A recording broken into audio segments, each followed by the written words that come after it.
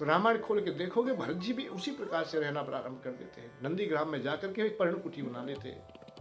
मैं खन कुश साथुरी संहारी, भूमि में गड्ढा करके उसमें डाब बिछा लेते हैं। आसन बसन बासन व्रत नेमा, करत कठिन ऋषि धर्म सप्रेमा। आसन बसन बासन व्रत नेमा, करत कठिन ऋषि, ऋषियों के लिए जो कठिन है वो काम करते हैं, वो के लिए दिनचर्या बना ली। तो जब समर्पण होते हैं तो हमारी मांग नहीं होती कुछ भी, न कभी किसी से कहा जाता है कि हम क्या कर रहे हैं। धन के साथ धर्म की ओर, सुख की खोज। जय श्री राधे, जय श्री कृष्ण। आज की चर्चा में हम लोग उस ओर चलेंगे जहां सभी ने ये कहा है कि संसार मिथ्या है और इसे त्याग दीजिए, इसे छोड़ दीजिए। परंतु बड़ा कठिन है इसे छोड़ना। वैसे विषयों को सबको यही बताया गया है, बार बार यही बोला गया है कि विषय बहुत बुरे हैं। काम क्रोध मद लोभ मोह, नाथ नरक के पंथ, नरक के रास्ते कहे। मोह सकल व्याधिन कर मूला। मोह सकल सभी व्याधियों का मूल कारण बता दिया। लोभ फांसी यद गरना बंधावा, सो नर तुम समान रगराया। ऐसे ऐसे उदाहरण आए हैं इसमें कि ये विषय कितने पीड़ा देने वाले कितने होते हैं। परंतु इन्हें त्यागने का भी हम लोगों ने प्रयत्न किया है, बहुत प्रयत्न किया है, सबने किया है। परंतु एक संत यह कह रहे हैं, एक वाणी फूटती है कि कंचन तजना सहज है और त्रिया का नेह। ये दो शब्द विशेष करके कही गए हैं कि कंचन तजना, कंचन माने ये माया, पैसा आदि समस्त भोग आदि हैं, और दूसरा भोग जब सम्मिलित होता है तो प्रकृति अर्थात स्त्री को भी सम्मिलित कर लिया गया है। कंचन तजना सहज है और त्रिया का नेह। परंतु हम लोग देख रहे हैं कि सबने प्रवचन किया, सबने बोला, रामायण ने बोला है, भागवत ने बोला है, अनेक पुराणों ने भी बोला है, जहां जहां संत महात्माओं का मत आया उन सब ने बोला है कि ये संसार असार है, ये दुख देता है। अच्छा, छोड़ने के लिए भी वर्षों से ये प्रयत्न किया जा रहा है, सदैव से ये कहा जा रहा है कि इसे छोड़ दीजिए, इसे त्याग दीजिए। और त्यागने के लिए बात भी बहुत हुई है। काम पे भी चर्चा हुई है, क्रोध पे भी चर्चा हुई है, लोभ पर भी हुई है, मोह पर हुई है। यहाँ तक की बात है कि ये शरीर को भी फिर अंत में तो अधम तक कह दिया है कि ये शरीर भी बेकार है यदि ये प्रभु के काम ना आए, अर्थात इन विषयों से दूर ना हो तो। पंच रत्न, पांचों पदार्थों के द्वारा इस शरीर की रचना हुई है। नर की देह जो बनी है, मानव की देह बनी है, या प्रकृति में जो भी देह बनती हैं यहाँ, उनमें 5 तत्व होते हैं। पृथ्वी, जल, अग्नि, आकाश, वायु, ये सब इसमें मिले होते हैं। 5 तत्व मिला करके ये अधम शरीर कहा गया, अधम शरीरा। पंच तत्व रज अधम शरीरा। तो अधम तक कहा गया है कि इसकी व्यवस्था हम लोग क्या करें, क्या कहें। विषयों के लिए भी अनेक प्रकार से बोल लिया गया है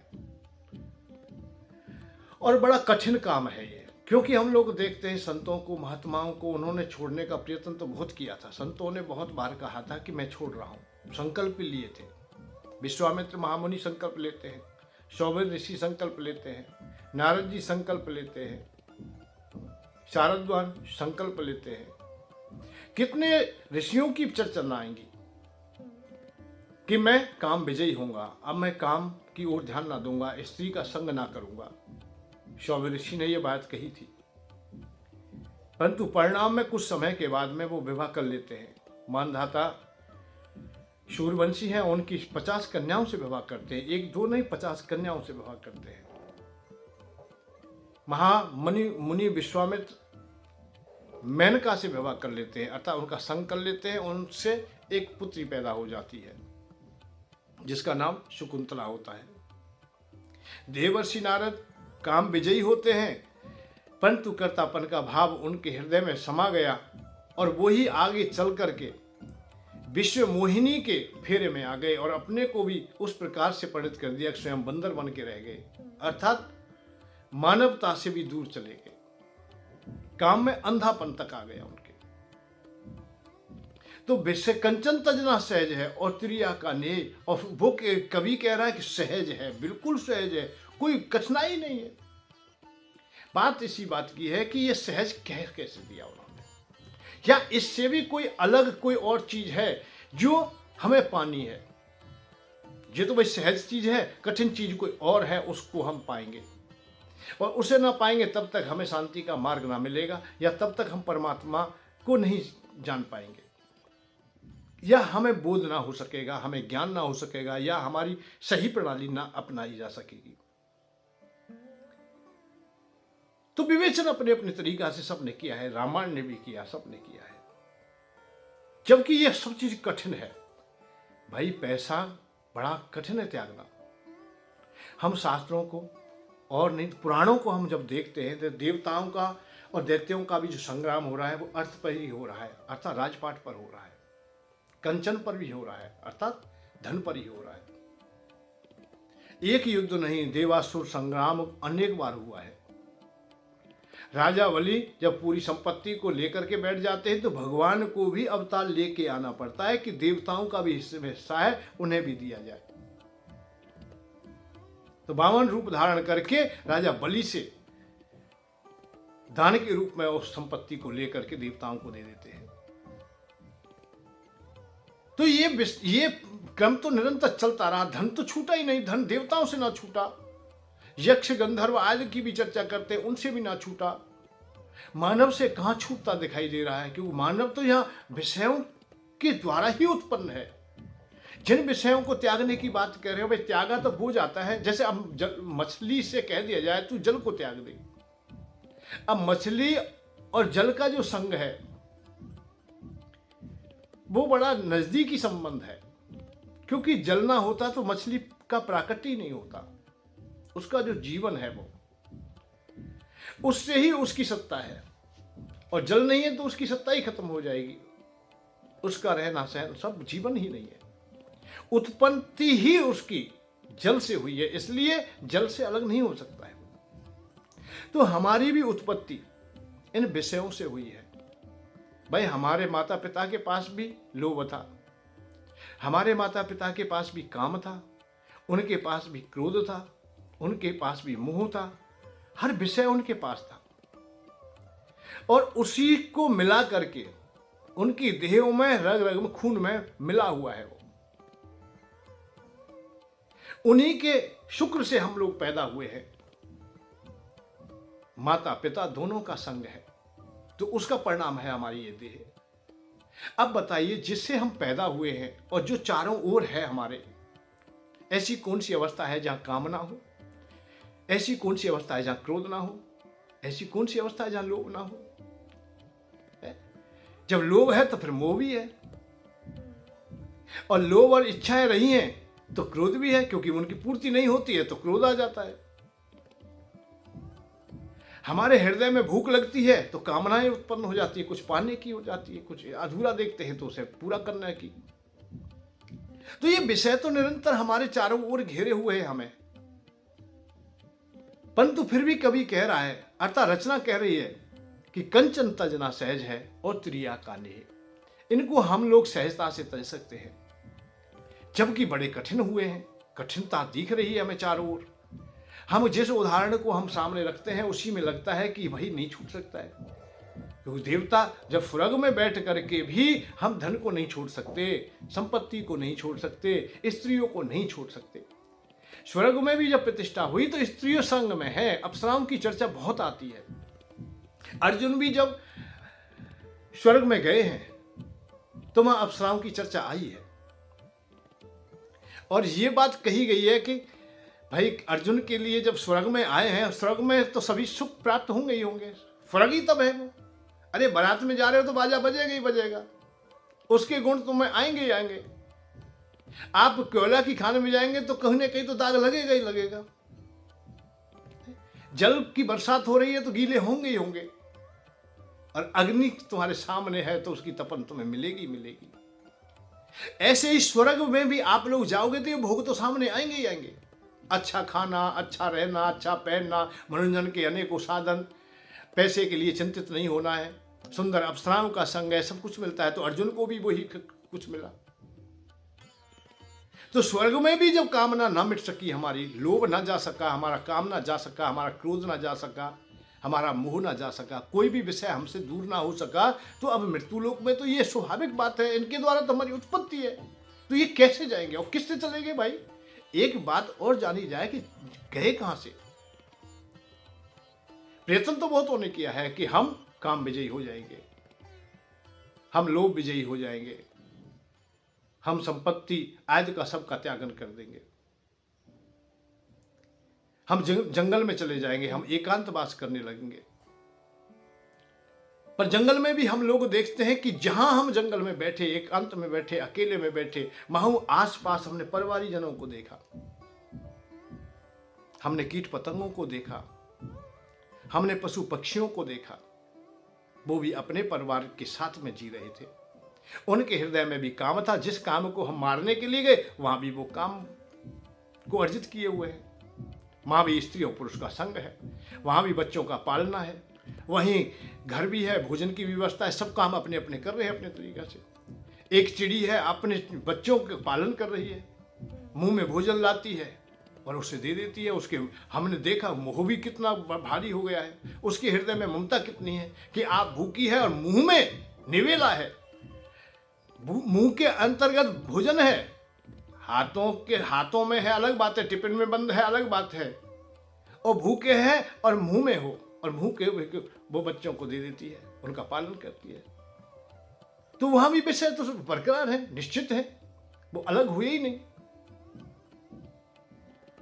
तो हम कैसे माने कि मन में जाने से ही हमें इन विषयों से दूर हो जाएंगे? विश्वामित्र वन में ही तो बैठे थे, शौभिर ऋषि जल में ही तो बैठे थे, देवर्षि नारद गंधर्वों के बीच में ही तो बैठे थे। हम देख रहे हैं बड़े बड़े तपधारी तपेश्वरी भी तप करके गए और तप करने के लिए गए, पर कहीं ना कहीं हमें पुनः दिखाई दिए कि संसार में ही कहीं लौट के आ रहे हैं। ध्रुव ने भी बहुत बड़ी तपस्या की है, उन्होंने समस्त संसार के पदार्थों को त्याग दिया, अर्थात भोजन को भी त्याग दिया, जल का आहार भी त्याग दिया, और अंतिम पड़ाव में तो वायु का आहार भी त्याग दिया है। परंतु जब भगवान आते हैं और उन्हें आशीर्वाद देते हैं, चाहे उनकी कामना कम हो गई हो, परंतु छुपी तो है कामना। जिस उद्देश्य को लेकर के भजन किया है, जिस उद्देश्य को लेकर के आप बैरागी हुए हो, जिस उद्देश्य को लेकर के आप लोगों ने समाधि ली है, जब समाधि टूटेगी तो उस उद्देश्य की ओर तो नजर चली जाएगी, निश्चित जाएगी, इसे कोई मैट नहीं सकता है। तो ध्रुव के लिए जो राजगद्दी से ठुकराया गया था, राज सिंहासन से ठुकराया गया था, जो संपत्ति से ठुकराया गया था, जिस गोद से ठुकराया गया था, तो भगवान ने सबसे पहले तो अपनी गोद में बिठाया उन्हें और सहलाया, और मैं तुम्हें कुछ देना चाहता हूं, ले लीजिए।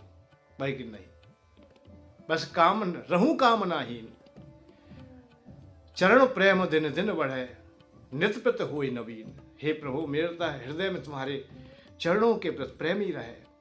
भाई नहीं, मोरे दर्श अमोघ जगमाही, मेरे दर्शन अमोघ है, कुछ तो लेना पड़ेगा। अब लेने की बात आती है तो बताइए क्या दे रहे हैं? मुक्ति वाली चीज दे रहे हैं, मोक्ष दे रहे हैं, या धर्म ज्ञान दे रहे हैं? क्या दे रहे हैं? वही भौतिक वस्तुएं, वही संसार। वर्ष 36 कुमारा, करो धर्म सह धर्म विचारा, करो राज तुम धर्म विचार करके राज्य करना। 36,000 वर्ष के लिए मैं तुझे राज्य देता हूं। कहां का? जहां से तू ठुकराया गया है। भगवान ने अपनी गोद में बिठा लिया, उन्होंने मोक्ष नहीं बांध दिया है। क्यों नहीं दिया है? कि कामना कहीं ना कहीं छुपी थी, संसार था, संसार से दुत्कार के गए थे, संसार से भटके हुए हैं मालूम, तो संसार दे दिया, सत्य लोक दे दिया, अर्थात अपना लोक दे दिया, अपना हृदय दे दिया, उसी का नाम ध्रुव लोक हो गया, अटल लोक दे दिया, जो कभी भी महाप्रलय में, महाकल्पांत की अवस्था में भी कभी नष्ट ना हो, सदैव रहने वाला है। जो कर दिया क्यों? क्योंकि उनकी कामनाएं थी, हृदय में था, अच्छा, जो दिया जाता है तो वो ही दिया जाता है। संसार की चीज दी जाती है, जो प्रकृति से संबंधित है वो ही दी जाती है। चाहे कोई कितना भी कुछ भी जोर लगा, ऐसा नहीं तुम इससे अलग दे दो। तो संसार से हम अलग कैसे हो जाएंगे? और रचना कहती है कि कंचन तजना सहज है और त्रिया का नेह। ये बड़ा कठिन काम है, नहीं त्याग जाता है। ना तो स्त्री को देख रहे हैं हम त्यागते हुए, और ना हम लोग कंचन को देख रहे हैं। आज की अवस्था में वो हम देखते हैं कि जो आश्रमों की व्यवस्था है वो भी कंचन से ही चल रही है, तो धन से चल रही है। और कामनी का मतलब तो केवल स्त्री मात्र से ही नहीं है, प्रकृति मात्र से भी है। यह प्रकृति हमें अच्छी लगती है, इसकी ओर हम अपने को उड़ेल देते हैं। हम लोभ में परिणत हो जाते हैं, हम अपने पराये में परिणत हो जाते हैं, हम मान सम्मान में हो जाते हैं। तो कभी आगे बोलता है कंचन तजना सहज है और त्रिया का नेह, और मान बढ़ाई ईर्षा तुलसी तजना। बड़ा कठिन है ये। मान बढ़ाई ईर्षा की, मान चाहिए हमें, बढ़ाई चाहिए हमें, ये बड़ा कठिन काम है। आप लोग पैसे को नहीं हाथ लगाते, पैसे को त्याग देते हो, पैसे को छोड़ देते हो। पैसे से कोई मतलब नहीं है, आज से हम पैसा हाथ में भी नहीं लेंगे, ये संकल्प ले सकते हो, आप लोग ले लेते हो। तो इसलिए कभी कह रहा कि कंचन तजना सहज है, वो तो सहज हो जाएगा। पत्नी का भी त्यागन कर दिया है कि स्वयं गोपालक हो गए, चलो घर को छोड़ दिया हमने, पत्नी का भी संग छोड़ दिया है, और जीवन भर हम आजीवन किसी स्त्री का संग नहीं करेंगे, ये भी हमने संकल्प ले लिया है। बहुत अच्छी बात है, ले सकते हैं। परंतु मान बढ़ाई, मान को छोड़ देना, बड़ाई को छोड़ देना, ये बड़ा कठिन है। संत बड़े बड़े हो जाते हैं, यदि उनका सम्मान नहीं होता। शंकराचार्य के साथ में जब गाड़ी ना चले, दो चार सुरक्षा ना चले, इधर से उधर से वो सिंहासन बैठने का ना चले, तो अपने को वो अपमानित मान लेते हैं। उनकी अगुवाई ना की जाए, उनका आदर ना किया जाए तो अपने को छोटा मान लेते हैं। किसी ने, अब हम लोग देखते हैं कि कहीं भी प्रवचन हो रहा है, कहीं कोई संत महात्मा प्रवचन कर रहे हैं, अच्छे विद्वान हैं, उनका सम्मान करना हमारा कर्तव्य हो जाता है। हम माला लेके गए हैं, तो माला हम गले में डालना चाहेंगे, पर माला हम डाल तो देते हैं, परंतु हमारी कामना होती है हमें कोई देख तो ले, हमें कोई जान तो समझ तो ले कि ये अमुक व्यक्ति है, ये महाराज जी का स्वागत कर रहा है। ये बहुत विचित्र स्थिति है। और माला को तब तक हम छोड़ना नहीं चाहेंगे जब तक हमारा फोटो ना खिंच जाएगा, कि फोटो खिंच जा भाई, फोटो खिंच। ये डाल भी दी, भूल से डल भी दी, हाथ भी अलग हो गए, तो कैमरा जब सामने आता है कि भाई पुनः दोबारा झूठ मूठ कोई हाथ लगा लीजिए कि ऐसा लगे कि यही पहना रहे हैं। ये नहीं कि पहले से पहनी हुई है, नहीं, इन्होंने ही पहनाई है। नितिन महाराज को कहां कौन माला देने वाला है, मैं पहना रहा हूं आज। तो वो हाथ बढ़ा करके आगे फोटो खिंचा देता है। अब सबसे बड़ा आश्चर्य तो तब होता है कि जिसके गले में माला डाली जा रही है वो भी बगैर फोटो को नहीं डलवा सकता है। वह कमरे में भी बैठा होता है, वो वहां कौन डालता है बताइए, और ना वो डलवाता है कि क्या फायदा है यार, उसकी माला को खराब कर रहा है। वो भी तभी डलवाएंगे जब कैमरा तैयार हो जाएगा और देखने वाले भी सामने होंगे। ऐसो कहा मान पायो मानहु गंवाए दियो, ऐसो कहा मान पायो तेरे अहुमान तेने पायो है। एरे बिरज चेत चेत नरक में कियो हेत, यो ही तेने सोए केरे जन्म गंवायो है। हम केवल मान के लिए लग रहे हैं, मान अपना गंवा दिया है हमारा। ऐसा कहा मान लियो मानहु गंवाए दियो। मान क्या था? हमारा परमात्मा था, हमारा ईश्वर था, हमारे इष्ट थे, हमारे गुरु थे। हमने उनकी तरफ ना ध्यान दिया, उनकी शिक्षाओं की ओर ध्यान ना दिया, उन्होंने जो हमें बताया था वो हमने नहीं सुना। हम उसी सम्मान में खो गए। जिसे हम सम्मान कह रहे हैं वो अवमान था, जिसे हम आदर कह रहे हैं वो तो अहंकार के रूप में परोसा गया कुछ संसारी पदार्थ है। सत्य बात तो यही है कि हम मान बढ़ाई को ना छोड़ सके, कि मान तो मिल जाए हमें, बढ़ाई तो मिल जाए। कोई कहे बड़े अच्छे संत हो भाई, जैसे सब कुछ त्याग दिया है। त्यागने का भी लोभ, अर्थात दान करने का भी लोभ। अभी पाने का लोभ सुना है आपने, कि पाने में लोभ होता है कि मैं ये वस्तु पा लूं, मुझे ये वस्तु मिल जाए, ये प्राणी का संग मिल जाए, ये मुझे संपत्ति मिल जाए, ये कुछ मिल जाए, वो मिल जाए। ये तो अलग बात है। आश्रम मिल जाए, बड़ी बड़ी पद मिल जाए, ये लोभ तो आपने सुना होगा। परंतु त्यागने का लोभ भी कहीं कहीं होता है, उसे विशेष करके देख लीजिए। त्याग का भी लोभ बहुत भारी होता है, बहुत गहरा हो जाता है त्यागने का लोभ। इसको तुम हल्के में मत लेना त्यागने के योग, कि आप जब त्यागते तब भी लोभ होता है, क्योंकि उसे भी कोई जाने, उसे भी कोई पहचाने, इसे अमुक व्यक्ति को दूं, इसे दूं, आश्रम में दूं, मैं इस आश्रम में दूं, इस आश्रम में दूं, नाना प्रकार के देने, अतः कर्तापन का भाव वहां भी है कि ये खेत खलियान मेरा है, मैं दे रहा हूं, मैं दान करूंगा, मेरी पहचान हो, आने वाला युग मुझे भी जाने, मुझे भी समझे कि अमुक व्यक्ति ने इतना पैसा दिया है, इतना जमीन दिया है, इस आश्रम के लिए दिया है, गुरु के लिए दिया है, इसके लिए दिया है, मेरी भी पूछ हो, मेरी भी बूझ हो, मुझे भी कोई पहचाने, मैंने ये किया है तो मुझे कोई ना जाने। नारद जी के सामने और संकट क्या बना था, एकांत में वो विजयी हो गए थे, बड़ा युद्ध किया था, बड़ा पहलवान पीटा था, कामदेव को जीत लिया है उन्होंने। कामदेव हार करके चले जाते हैं देवर्षि नारद से कि वो चाहते थे समाधि को तोड़ दें और अप्सराओं का संग कर दें। अप्सराएं नाच नाच के चली गई, हार गई, अपने हाव भाव दिखा के चली गई, काम आत्मरूप चर्चाएं भी कही उन्होंने, गीत भी गाए, शब्द भी बोले, बहुत प्रकार से पुकारा, परंतु देवर्षि नारद समाधि से बाहर नहीं आए। अपने को कठोर कर लिया कि मुझे इस अप्सराओं से कोई प्रयोजन नहीं है। देवता लोगों ने अनेक प्रकार का लोभ भी दिया होगा, उसको भी त्याग दिया। अंतिम पड़ाव में देवराज इंद्र ने और कामदेव ने स्वयं ने घोषणा कर दी कि देवर्षि नारद का तप आज तक ऐसा किसी का तप नहीं है जैसा देवर्षि नारद का है। इन्होंने काम पर भी विजय प्राप्त कर ली, समस्त कामनाओं को समेट लिया है, समस्त कामनाओं पर विजय प्राप्त कर ली है, काम विजयी हो गए हैं। जब काम विजयी होने का सर्टिफिकेट मिल गया, वहां से घोषणा हो गई, तो समाधि से बाहर आ गए और बाहर आके चारों ओर देखा है कि देवराज इंद्र तो कह के चले गए, कामदेव भी तो कह के चले गए कि महाराज आज तक मुझसे कोई भी मुझसे नहीं बच सका, सबको मैंने पराजित किया है, विष्णु भगवान को भी मैंने पराजित किया है, ब्रह्मा जी को भी किया है, आपके पिता को भी मैंने पराजित किया है, शंकर भगवान को भी मैंने पराजित किया है। नाना प्रकार की ढींग मारते रहे, कहते रहे, भगवान की लीलाओं के उदाहरण देते रहे। तो देवर्षि नारद अपने में गदगद हो गए। जब चारों तरफ देखा है कि कामदेव भी जा चुके हैं और देवर्षि नारद जा चुके हैं, थोड़ी देर के बाद बड़े प्रसन्न हुए कि बड़ा काम किया है मैंने, बड़े पहलवान से कुश्ती की है मैंने। पर चारों ओर देखा तो कोई नहीं दिखाई दिया। उनके मन में विचार आ गया कि तुझे जो सम्मान मिला है, जो तुझे ये उपहार मिला है, जो पद मिला है, उसे भाई किसी ने देखा तो है ही नहीं, किसी को पता ही नहीं है कि क्या हुआ है। यहाँ एकांत में तुम तपस्या कर रहे थे, यही कामदेव आए हैं, यही इंद्र आए हैं और अप्सराएं आई हैं, और वो अपने अपने घर से वे क्यों कहेंगे? जो पिट के गया है वो कौन प्रचार प्रसार करेगा भाई? जो पिट गया है, पराजित हो गया है, वो तो कोई कहेगा नहीं कि हम पिट के आ रहे हैं और देवर्षि नारद ने हमें पीटा है।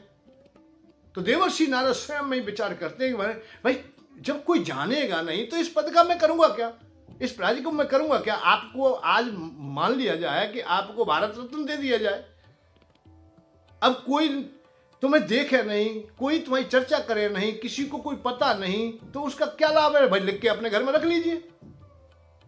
किसी से कहोगे तो हंसी और उड़ाएंगे, भाई क्या प्रमाण है? भाई हमने तो देखा नहीं है, हमने सुना भी नहीं है, हमने तो कहीं समाचार में भी नहीं सुना है कि तुम्हें भारत रत्न मिला है, आपको ऐसा सम्मान मिला है, हमने तो कभी सुना है, चर्चा भी नहीं हुई भाई, और ना ऐसा लगता भी नहीं है भाई, झूठ बोल रहे हो तो प्रमाणित ना होगा तो फिर कैसे होगा? तो इसलिए अब प्रचार प्रसार अवश्य अनिवार्य हो गया है। तो देवर्षि नारद अपने पिताजी के पास में जाते हैं और यही बात कहते हैं कि पिताजी मैंने कामदेव को जीत लिया है और ये प्रमाणित किया है उन्होंने, मुझसे हार मान ली है, हार स्वीकार कर ली है। जो काम तुम ना कर सके देखिए मैंने वो काम किया है। पिता है, पिता मुस्कुरा गए कि पुत्र जब पिता से बढ़कर हो जाता है तो एक अकेला पिता ही तो होता है जिसे खुशी होती है।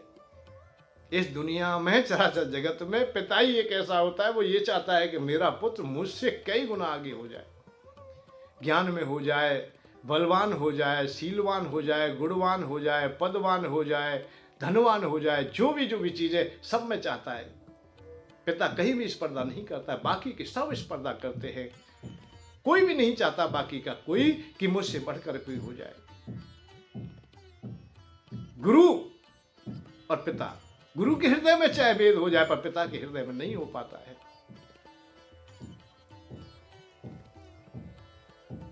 क्योंकि द्रोणाचार्य गुरु हैं और अर्जुन भी शिष्य है। अपने पुत्र के लिए नारायण अस्त्र अलग से दे दिया था, अलग से भी विद्याएं देते थे। तो पुत्र मोह तो कहीं ना कहीं हो जाता है, और पुत्र मोह सामने देखा है, ऐसी स्थिति आ जाती है कि महाभारत का जब युद्ध होता है, अंतिम पड़ाव में पुत्र की मृत्यु सुनने के बाद में ही संसार का त्यागन कर देते हैं, छोड़ देते हैं कि मैंने अपने पुत्र को इतना मजबूत बनाया, इतना तैयार किया, इतना अस्त्र शस्त्र दिया, इतनी सब कुछ थी कि इस ब्रह्मांड में, दुनिया में कोई भी अश्वत्थामा को नहीं मार सकता था, और चिरंजीवी है, फिर भी वो मर गया है। और विश्वास क्यों कर लिया कि युधिष्ठिर ने कहा है। युधिष्ठिर झूठ नहीं बोलते। तो उसी समय हृदय में बड़ी भारी पीड़ा हुई कि जिस पर हमें विश्वास था वही टूट गया है आज। तो केवल एक पिता ऐसा होता है कि जो अपने को बढ़ाई देखना चाहता, पुत्र बढ़ जाए, परंतु पिता भी ये नहीं चाहता है कि वो ऐसी बात कह दे कि जो काम तुम ना कर सके, तुमने भी प्रयत्न किया पर आप ना कर सके। अहंकार दिखाई देने लगा। उन्होंने मुस्कुरा के सहजता से कह दिया, बेटा बढ़िया बात है, अच्छा काम करके आए हो, आप लोग इसका आनंद लीजिए, परंतु ज्यादा चर्चा मत कीजिए। जो हृदय में एक बात हो जाए, अरे पिताजी जब दुनिया ना जानेगी तो इसका क्या फायदा होगा। शंकर भगवान के पास भी चले गए। शंकर भगवान से भी ऐसे ही कह दिया कि मैं कामदेव विजयी हूं, जो काम दुनिया में कोई ना कर सका मैंने किया है, बहुत बड़े पहलवान को पीटा है मैंने। शंकर भगवान ने भी अपने रोष को वहीं शांत कर लिया। ये प्रभु की लीला है, प्रभु जाने, भगवान जाने, भगवान जो चाहते हैं वही करते हैं। परंतु उन्होंने इशारा किया है कि विष्णु भगवान से मत कहना, अब मत जाना कहीं भी, अब सब जगह बात तो हो गई। अब क्या है, पिताजी से तुमने कह दिया, हमसे कह दिया, देवराजेंद्र को मालूम है, कामदेव को, सबको मालूम है ना। वहीं नहीं, वहां से चलते हैं, मान के सब लोग यही बात कहते हैं, किसी को ना बताएं, किसी को क्यों नहीं बताया भाई, हमने जो काम किया है उसके बारे में बताए नहीं। हाँ, यही बात है कि जो व्यक्ति कर्म करता है, कोई भी काम करता है, कर्तापन जहां होता है कि मैं कर रहा हूं, मैंने किया है, वहां ये अहंकार उत्पन्न हो जाता है कि मैं करने वाला हूं। और भगवान कृष्ण गीता में यही बात कहते हैं, अर्जुन तू कर्म तो कर, पर करने वाला नहीं है। फल की इच्छा मत कर, फल की ओर आस्था मत रख, सहज हो जा। इसको कर्मयोग में परिणत कर दिया। तो देवर्षि नारद यहां कर्मयोग नहीं दे रहे हैं, अपना योग दे रहे हैं कि मैंने ही काम किया है, मैं ही हूं। विष्णु भगवान से भी ऐसे ही कह दिया। विष्णु भगवान के परम भक्त हैं, उनके तो चरणों में गिर गए और समर्पण होते होते बात मीठी मीठी करके बड़ाई कर रहे हैं। भगवान भी जान लिए कि इनके हृदय में अंकुर पैदा हो गया है। एक बात और बताएं तुम्हें, जो छुपा है हमारे अंदर, मैंने अनुभव किया है ऐसा, और आप भी कर सकते हो। हमारे बीच में कुछ नागा संत होते हैं जो जनेंद्रियों को रोके हुए होते हैं, वस्त्र भी धारण नहीं करते, पर वो अधिकतर, ज्यादातर देखा है मैंने, वो गाली देते मिलेंगे तुम्हें। तुम्हारा ऐसा कर दूं, तुम्हारी मां का ऐसा, तुम्हारी बहन का ऐसा, तेरे साथ ऐसा, गाली देते मिलेंगे। बात क्या है ये? केवल बात उत्तर यही आता है कि जो हमारे हृदय में छुपा हुआ है वो कहीं ना कहीं निकल जाता है, उसका हम चिंतन कर ही लेते हैं। तो देवर्षि नारद यहां काम की चिंता कर रहे, काम विजयी, काम विजयी, काम विजयी, काम विजयी। विष्णु भगवान ने तो परीक्षण कर ही लिया है कि देखते हैं कि आप लोग कितने विजयी हो। अभी तुम अप्सराओं के सामने ही आए हो, परंतु कामनी तो एक ऐसी कामनी है जिसकी कोई सीमा नहीं। वो दुनिया में कोई भी प्राणी ऐसा नहीं जो उसे देख करके मोहित ना हो जाए। इतनी सुंदर, जिसका नाम विश्व मोहिनी रख दिया है, भगवान का ही दिव्य स्वरूप है। मानो लक्ष्मी माँ अपना दिव्य रूप धारण करके देवर्षि नारद और उन्हीं के स्वयंवर में जा पहुंचे हैं, उन्हीं के हाथ को देखने लगे हैं। जब देखा है कि जो भी वर्णन करेगा वो सर्वश्रेष्ठ होगा, इस ब्रह्मांड में पूरे में नारायण स्वरूप होगा, वो उससे बढ़कर के कोई दूसरा नहीं होगा, ऐसा उनका पति होगा। तो देवर्षि नारद ने विचार किया है कि अब तो तू सक्षम भी है, सब कुछ है, तेरा सब जगह सम्मान है, मान है, यही थोड़ी सी बात है, ये और हो जाए तो तुझे रोज रोज भजन करने की भी आवश्यकता ना रहेगी, समाधि लेने की भी आवश्यकता नहीं, तू ही स्वयं नारायण स्वरूप हो जाएगा, भगवान हो जाएगा पूरी दुनिया का। तो यहां काम का चिंतन करते हुए काम विजयी काम विजयी काम विजयी करते हुए, क्योंकि जिसको हम लोग त्याग त्याग त्याग कह रहे हैं, इसका मतलब भी लोभ लोभ है, क्योंकि चर्चा तुम्हारी जब त्याग की है कि मैंने इतना त्यागा है, इतना त्यागा है, इतना दान किया है, इतना दान किया है, तो उस पैसे को, उस दान को तो निरंतर याद करता है। वही अवस्थाएं याद आ रही हैं तुम्हें, मानो कि जिनको हमने त्यागा है वो याद आ रही हैं आज। या तो ये कहिए कि तुम्हारे मन में कहीं ऐसा तो नहीं पश्चाताप ही हो कि तूने व्यर्थ में त्याग दिया वो। तो देवर्षि नारद ने जब विश्व मोहिनी को देखा तो यह काम आतुर हो जाते हैं और निर्णय कर लेते हैं कि मैं क्यों ना विवाह कर लूं अपना, और वही परिणाम होता है कि अपना रूप स्वरूप भी बिगड़ जाता है, काम में अंधे हो जाते हैं, कामनाएं इतनी बढ़ जाती हैं, जिस काम को जीता था आज वही काम उन पर सवार हो गया है, अर्थात अब काम उन्हें पीट रहा है, उन्हें पराजित कर रहा है। और जब हम लोग विषयों से पराजित हो जाते हैं, विषयों में अंधे हो जाते हैं, उस समय हमारी रूपरेखा बदल जाती है, हमारे चेहरा बदल जाता है, मुखमंडल का तेज चला जाता है। जैसे देवर्षि नारद का मुख अब नारद का नहीं रहा है, अब बंदर जैसा हो गया है। दूसरे भी देख रहे हैं कि ये क्या कर रहे हैं बाबा जी। क्रूरता आ जाती है, क्रोध में क्रूरता आ जाती है। काम जब तेज होगा, कामांध होगा तो क्रूरता आ जाएगी, लोभांध होगा तो क्रूरता आ जाएगी, मोहांध होगा तो क्रूरता। ये क्रूरता के लक्षण है, क्योंकि जैसे विषय, भाई विषय जितनी चाहिए इतने की आवश्यकता है, उससे अधिक आप धारण करोगे, लोगे तो उसी समय तुम मानवता से गिर जाओगे, व्यर्थ हो जाओगे, जीवन बेकार हो जाएगा, तुम्हारी सब कुछ शीलता, गुणवानता तुम्हारी सब खत्म हो जाएगी। तुम ना शीलवान रहोगे, ना गुणवान रहोगे, और मैं ये कह बलवान भी ना रहोगे, कुछ भी रहोगे नहीं। तो कंचन तजना सहज है, कह तो दिया, यही कठिन है पहला ही। और त्रिया का नेह, ये भी बहुत कठिन है, पर उससे भी ज्यादा कठिन है मान बड़ाई ईर्षा तुलसी दुर्लभ दो। ये बड़े कठिन हैं, इनका त्याग नहीं हो पाता है, अंत तक नहीं हो पाता है। जो समाधि से बाहर निकलता है कोई भी, तो वो भी सम्मान चाहता है, वो भी गिनता है, वो भी बताता है। विश्वामित्र महामुनि 10-10 हजार वर्ष तक तपस्या करते हैं, उसके बाद समाधि से जब बाहर आते हैं तो वो एक एक दिन गिन लेते हैं कि मुझे इतने वर्ष हो गए समाधिस्थ होते हुए। और जब इतना दिन हो गया है तो कर्तापन का भाव उत्पन्न हो जाता है। उसी का परिणाम है कि वो स्वर्ग तक की रचना कर देते हैं कि मैं कमजोर नहीं हूं, मैं भी सामर्थ्यवान हूं। त्रिशंकु को कोई भी स्थान दे या ना दे, मैं उनके लिए अलग स्वर्ग की रचना कर दूंगा। ये भाव उत्पन्न हुआ, क्यों हुआ? कि मैंने तपस्या की है, उसकी मजदूरी है मेरे पास, उसका संचित धन है, उसके द्वारा मैं ऐसा कर दूंगा। पर मान बड़ाई ईर्षा तो केवल वही कर सकता है जिसने कुछ किया ना हो, जिसके हृदय में कर्तापन का भाव आवेगा ही नहीं, जो करेगा ही नहीं, जो करता ही नहीं है, जो टहल कर ही नहीं रहा है, मजदूरी कर ही नहीं रहा है, उसके हृदय में आएगा कहां से? इसीलिए भक्त के हृदय में यह भाव नहीं उत्पन्न होता है, पुनः पुनः सत्य कहूं तो पाई मोह सेवक संप्रिय कोई नहीं। भगवान इसीलिए भक्त से खुश हो जाते हैं कि भक्त मजदूरी नहीं करता, भगवान की जब सेवा करता, सेवा है वो।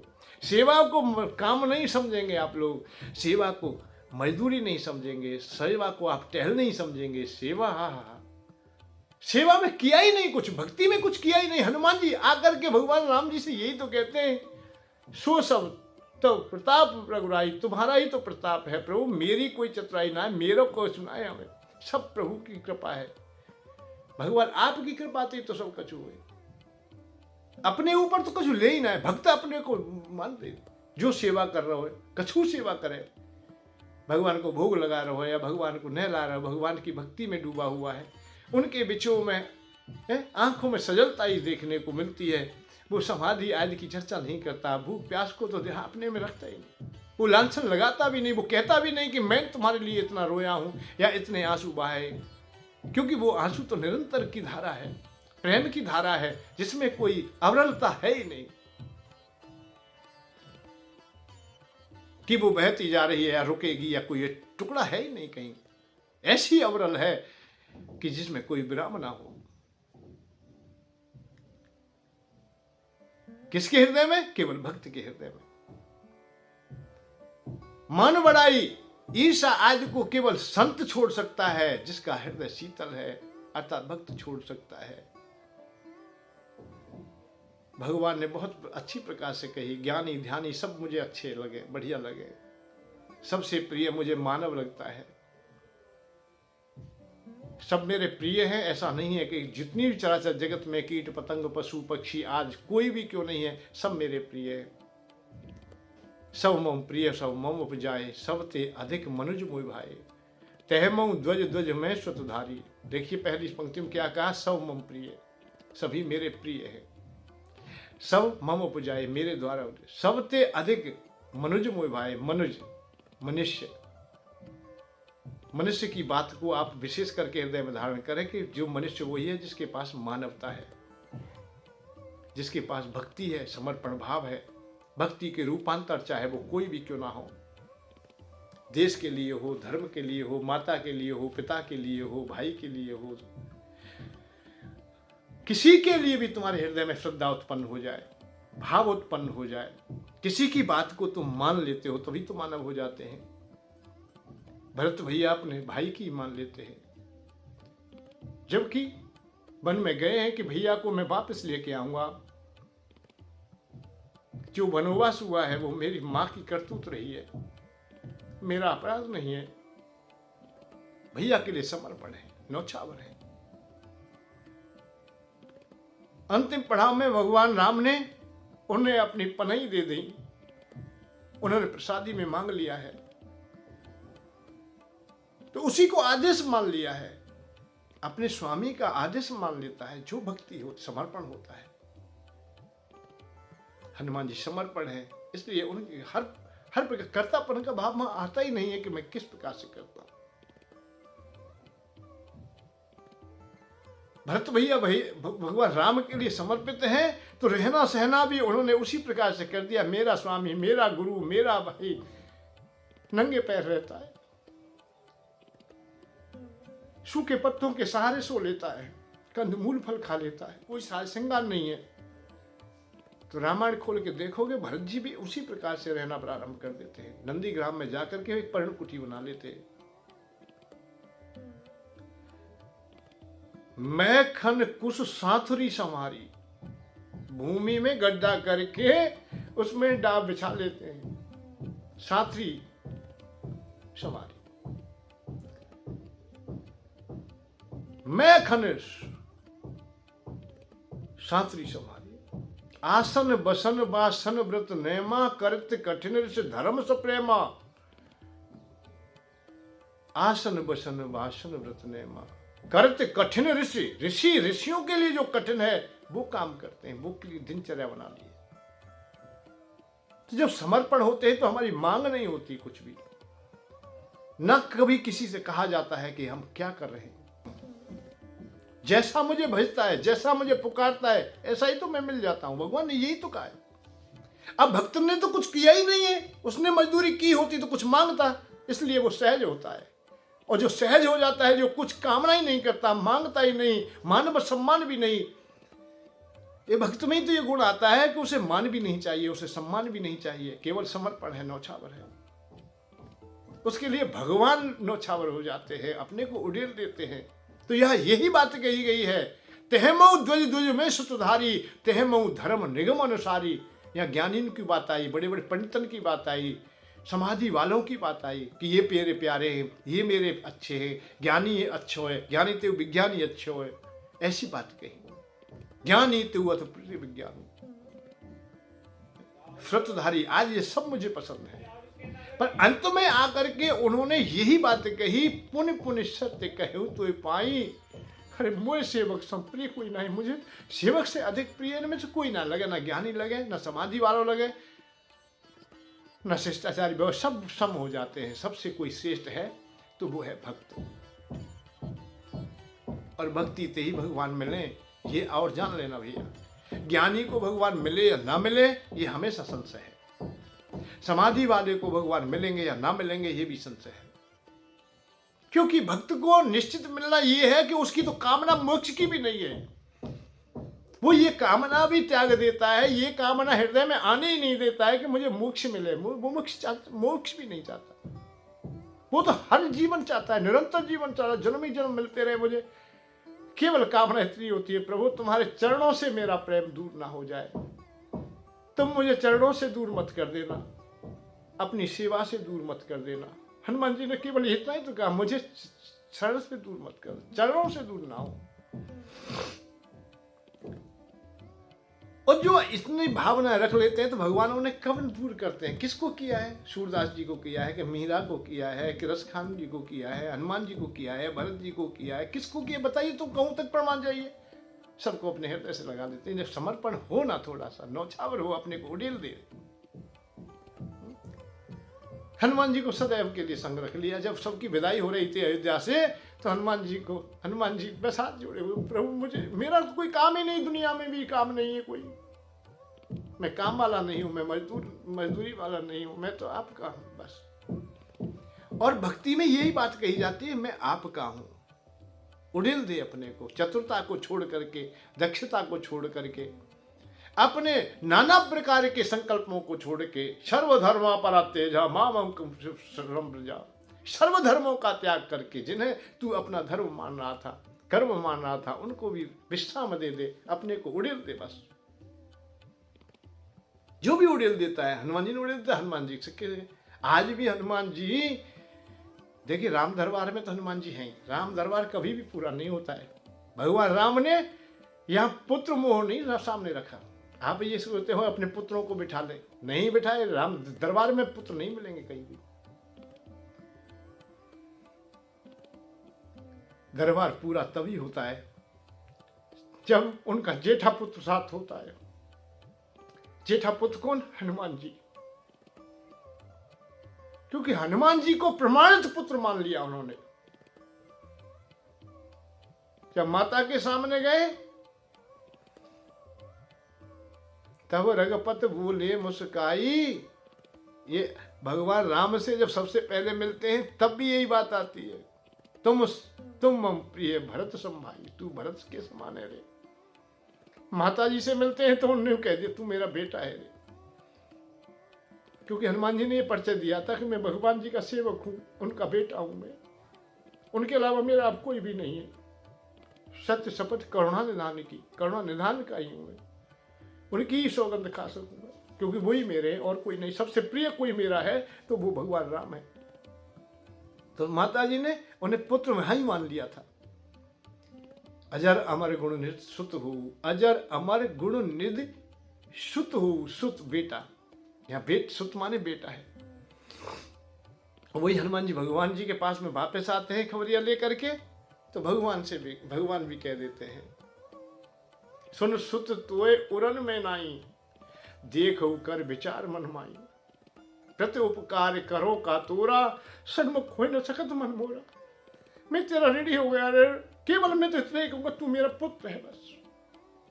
अब पुत्र पिता के लिए कुछ करे तो उसके लिए क्या है, वो सब एक ही बात हो गई, वहां अलग नहीं हो गई। जब अलग नहीं है तो इसलिए उन्होंने कुछ देने की बात कही ही नहीं। फिर भाई बस तेरे लिए मैं ऋणी हो गया हूं।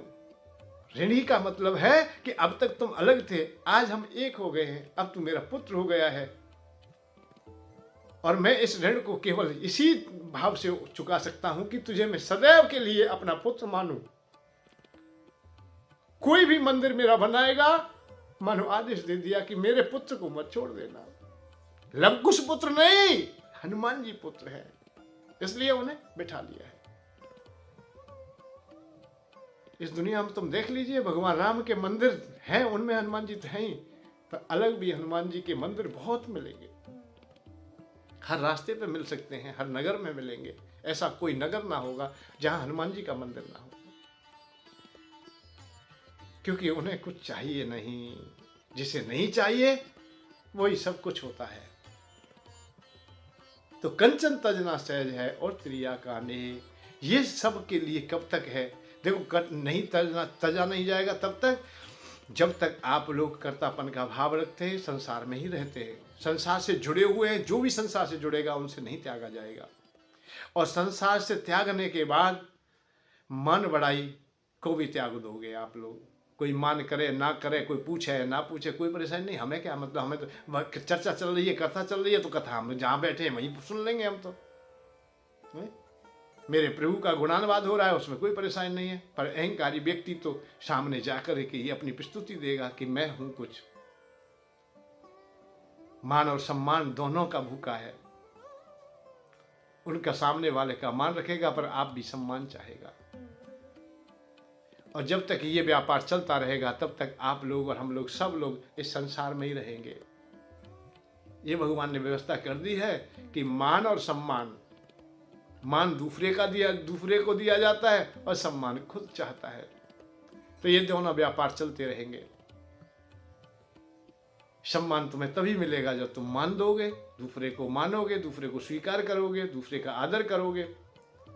वो तुम्हारे लिए अच्छा शब्द बोल देगा, बड़ा कह देगा, आपकी बड़ाई कर देगा, आप थोड़ा फूल जाना है भाई। गोलगप्पे की तरह फूल जाना, क्यों बड़ाई हो रही है तुम्हारी। बस जब तक ये क्रियाएं चलती रहेंगी, आप लोग भी समझ लेना ये संसार में हम लोग हैं।